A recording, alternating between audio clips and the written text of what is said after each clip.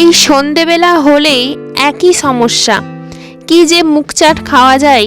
রোজ সন্ধেবেলা সবারই বাড়িতেই এই রকম একই সমস্যা দেখা যায়।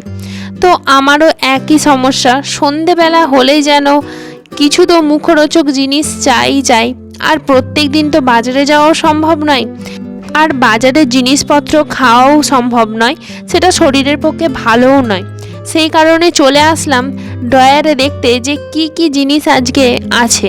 দেখলাম যে কিছুটা পাস্তা আছে আর একটা ফুচকার প্যাকেট আছে। তো ফুচকা খেতে মন গেল না, কেননা কিছুদিন আগে ফুচকা করেছিলাম।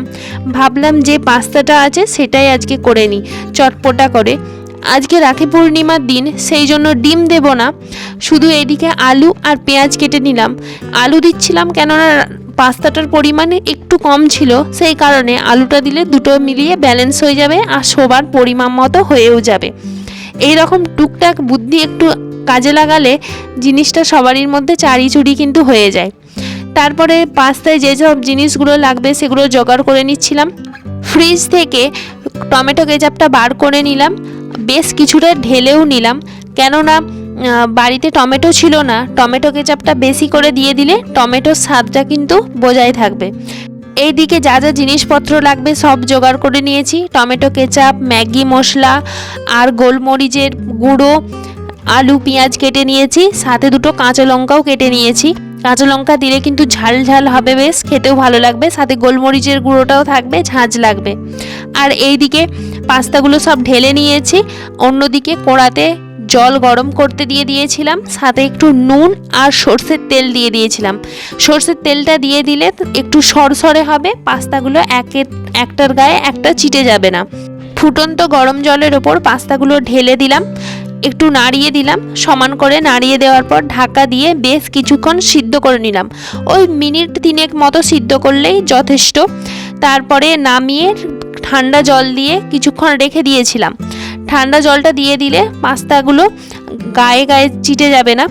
আর এইদিকে কড়াটায় তেল দিয়ে একটু জিরে ফোড়ন দিয়ে দিলাম। আমি যখনই পাস্তা করি একটু করে জিরে ফোড়ন দিই, তাহলে খাওয়ার সময় এক একটা গোটা জিরে মুখে পড়ে, খেতে কিন্তু খুব ভালো লাগে। আপনারাও দিয়ে দেখবেন, খুব সুন্দর খেতে হয় কিন্তু। এইদিকে তেলের ওপর আলু আর পেঁয়াজ, সাথে দুটো কাঁচা লঙ্কা ছিল, সেগুলো দিয়ে বেশ কিছুক্ষণ ভেজে নিচ্ছিলাম একটু নুন দিয়ে। বেশ ভালো করে লাল লাল করে ভাজা হয়ে গেলে মজিয়ে ভেজে নিতে হবে কিন্তু, যাতে আলুগুলো তেলের মধ্যেই সিদ্ধ হয়ে যায়। জল দিয়ে কিন্তু সেদ্ধ করব না। এদিকে আলুগুলো বেশ কিছুক্ষণ ভাজাও হয়ে গেছে, আর পাস্তাগুলো দিয়ে দিলাম। পাস্তাগুলো দিয়ে দেওয়ার পর আগে তেলের সাথে আলুর সাথে পেঁয়াজের সাথে ভালো করে কিছুক্ষণ ভেজে নিলাম। এরপর টমেটো কেচাপ, ম্যাগি মশলা, গোলমরিচের গুঁড়ো আর স্বাদ মতো নুন দিয়ে ভালো করে নাড়াচাড়া করে নেব। বেশ কিছুক্ষণ ধরে কিন্তু নাড়াচাড়া করে ভাজতে হবে। পাস্তা বা চাউমিন যে কোনো জিনিসই যত বেশি আপনি টাইম ধরে ভাজবেন, সেই জিনিসটা তত সুন্দর খেতে হয়।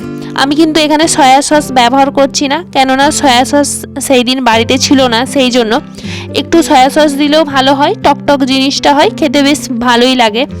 এইদিকে আপনাদের সাথে কথা বলতে বলতে পাস্তাটা পুরো একদম ভাজা হয়ে গেছে।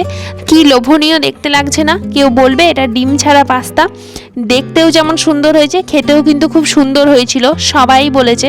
আপনারাও আমার মতো এভাবে তৈরি করতে পারেন, খুব সুন্দর খেতে হয়। যেদিন ডিম খাওয়া চলবে না, শুধু মুখ গোমড়া করে বসে থাকার কিচ্ছু কারণ নেই, এই রকম সুন্দরভাবে তৈরি করে নেবেন, দারুণ খেতে লাগবে।